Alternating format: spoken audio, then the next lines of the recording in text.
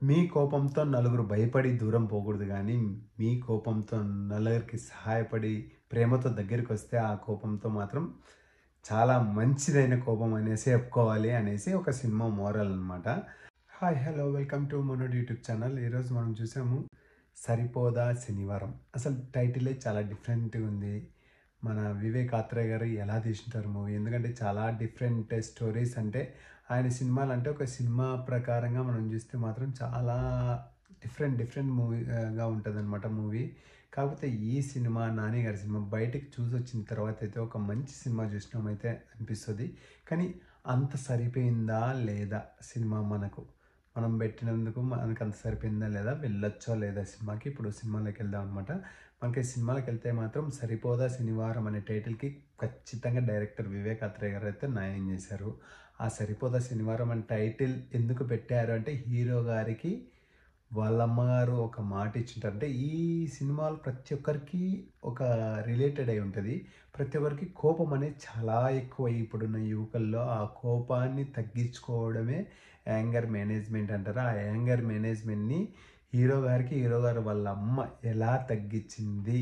Concept of the film వచ్చేసి సరిపోదా శనివారం అంటే మాత్రం నీ కోపాన్ని వారం మొత్తం చూపించకుండా ఒక్కరోజు మాత్రమే చూపించాలి అనేది సినిమా ఒక టైటిల్ ఒక అర్థం అనమాట. అమ్మగారికి ఇచ్చిన మాట కోసం శనివారం ఒక్కరోజే మనోడు మెగాస్టార్ రేంజ్‌లో ఫైట్స్, మెగాస్టార్ రేంజ్‌లో ఒక బిల్డప్ షాట్స్, మెగాస్టార్ రేంజ్‌లోనే మనకి అంటే మెగాస్టార్ అంటే చిరంజీవి ఒక యాటిట్యూడ్ అలాంటివన్నీ మనకి చిరంజీవి ఒక రిజంబ్లెన్స్ కూడా కనిపిస్తది కొన్ని కొన్ని సీన్స్‌లో. అంత మంచి రిజంబ్లెన్స్ ఇచ్చారనమాట. ఇక రెడ్ క్లాత్ కట్టుకోవడం అవన్నీ చూస్తే మాత్రం చాలా బాగా బిల్డప్ షాట్స్ గానివి చాలా బాగా పండాయి. The main heart of the story వచ్చేసి మనకి స్టోరీలోకి వెళ్తే మాత్రం సోకులపాలెం అంటే వరల్డ్ ఆఫ్ సోకులపాలెం అని చెప్పుకోవచ్చు ఈ సినిమాకి సంబంధించి. అంటే ఆ సోకులపాలెంలో వాళ్ళ పూర్వీకులు ఎప్పటి నుంచో దొంగతనాలు చేయబట్టి వాళ్ళకు కూడా అదే పేరు వస్తుందన్నమాట. అక్కడ సిఐ గారు వాళ్ళని నానా చిత్రహింసలు పెడుతుంటారు. ఎంత కష్టపడి పని చేస్తున్నా కూడా ఆయనకి కోపం వచ్చినా కూడా ఒక భయంకరమైన చిత్రహింసలు పెడుతుంటారు అనమాట ఆ ఏరియాలోకి వెళ్ళి. అక్కడికి హీరోయిన్ గారు మనకి కానిస్టేబుల్‌గా సీఐ దగ్గర జాయిన్ అవుతది. మన హీరోయిన్ గారు మన హీరో గారికి పరిచయం ఎలా ఉంటది. అదంతా కొద్ది చిన్న ట్విస్ట్‌తో బానే ఉంటదని చెప్పుకోవాలి.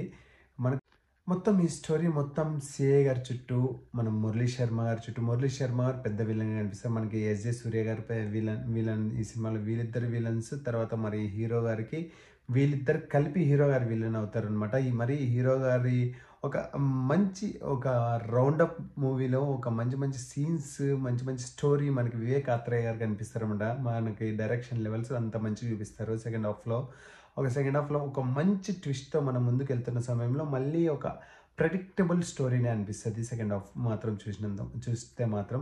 ఇంకా అమ్మకిచ్చిన మాట కోసం హీరో గారు అండ్ ఈ సెకండ్ హాఫ్‌లో ఒక విలన్ అన్న తమ్ముడు కూడా విలనే 'S J Surya' and 'Murali Sharma' గారన్న వీళ్ళిద్దరి మధ్య జరిగే సిట్యుయేషన్స్ చాలా ఒక వివేక్ ఆత్రేయ గారి స్టైల్‌లో ఒక మాదిరిగా అనిపించినా కూడా కొన్ని కొన్ని ఇంకా లాస్ట్‌కి వచ్చేసరికి ప్రెడిక్టబుల్ స్టోరీనే అనిపిస్తదనమాట. అదైతే పక్కా చెప్పుకోవాలి.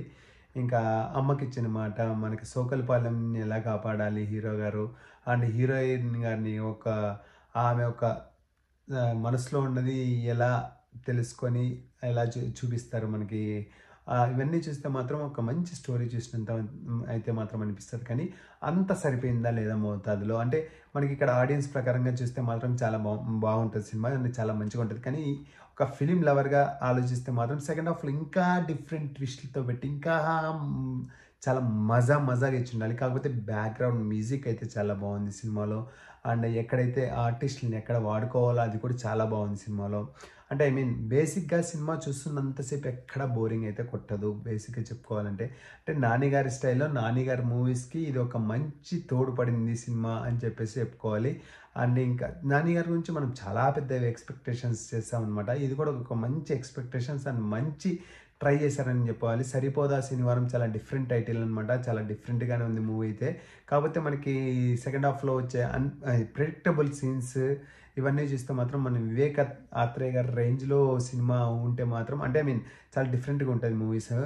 అలాంటిది కాదేమో లాస్ట్ ఫైనల్‌లో చూస్తే మాత్రం నిజం. కాకపోతే సినిమా మొత్తం చూసినంత మాత్రం బయటకొస్తే మాత్రం సినిమా చాలా మంచి సంతృప్తినైతే ఇస్తది. కాకపోతే అంత సరిపోయిందా లేదా?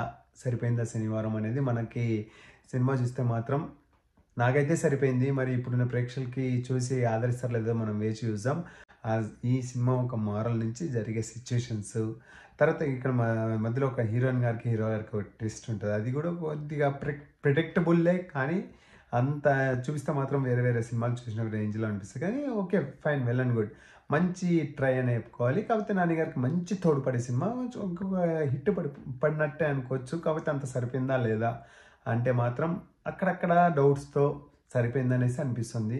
అండ్ మీరు ప్రతి ఒక్కరు ఈ సినిమా ఈ వారానికి ప్రతి ఒక్కరు వెళ్లి చూడాల్సిందిగా కోరుకుంటున్నా. అండ్ చూసిన తర్వాత మీ అభిప్రాయాన్ని కామెంట్ రూపంలో తెలియజేయండి. And go and watch for సరిపోయిందా శనివారం. ఎస్.జె. సూర్య అండ్ 'నాని' గారు ఇర్రగా తీసేశారనమాట. బ్యాక్‌గ్రౌండ్ మ్యూజిక్ అయితే ఏంది, హీరోయిన్ మీద అండ్ పాటలు, వాళ్ళందరి మధ్య వస్తున్న పాటలు కానీ, అంటే స్టోరీ ఓరియంటెడ్ పాటలు కూడా చాలా బాగుంటాయి సినిమాలో. అంటే ప్రతి ఒక్కటి ఎక్కడైతే ఏమేమైతే ఉండాలో అన్నీ ఉన్నాయి, కానీ లాస్ట్‌లో కొద్దిగా ప్రెడిక్టబుల్ స్టోరీ ఒక్కటి కొద్దిగా మైనస్ అయితే అనిపిస్తుంది. కానీ ఇంకా హీరోయిన్ గారు కూడా ఎస్.జె. సూర్య గారి చుట్టూ తిరుగుతూ ఉంటారు. కానిస్టేబుల్ కదా, మనకి హీరో గారికి అన్నీ చెరవేస్తూ అక్కడ వచ్చే ట్విస్ట్లు, సన్నివేశాలు ఓకే. వెల్ అండ్ గుడ్ అని చెప్పుకోవాలి. మంచి సినిమానే చూసినంత అయితే కలిగింది. గో అండ్ వాచ్ ఫర్ సరిపోదా శనివారం. And please comment your opinion and please subscribe our channel, మన ఛానల్, మనోడి ఛానల్. అండ్ మీ అభిప్రాయాన్ని కామెంట్ రూపంలో తెలియండి. Thank you all.